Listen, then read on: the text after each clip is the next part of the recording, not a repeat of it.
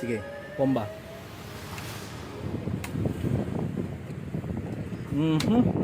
Wait lang. Ito yung groove. Ito yung groove ng TDC timing. I mean yung timing mark. Ayan, nasasalat ng kuko ko. Ngayon nakatapat siya sa T. Ito yung T. 0 yan. Basta TDC 2, 4, 6, 8, 10. Ngayon nakatapat yung timing mark natin sa T. Dito sa taas, ito ang exhaust cam kasi dito galing ang exhaust. Kita natin na itong linya na to, saka itong linya na to ay pantay na pantay dito. At ang T mark na sa taas. Dito naman sa intake cam, ito yung DVT nya. Yung T ay nasa taas, tapos yung tuldok na yun kailangan pantay na pantay dito, tsaka yung tuldok na yun. So ganun lang. Ganun, diba? Mali. Titingnan lang natin yung ganun niya kung saan nakasulat.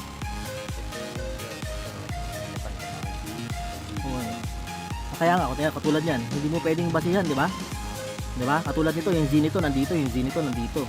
Di ba? Yung Z nito nandito. So, ibig sabihin, walang pakialam si factory dito sa marking ngayon. Di ba? So, ang titingnan mo dyan, yung kung paano sinulat yung 1, 2, 3, 4, 5, 6, 7,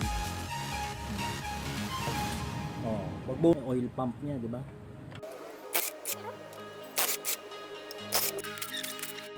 Yan.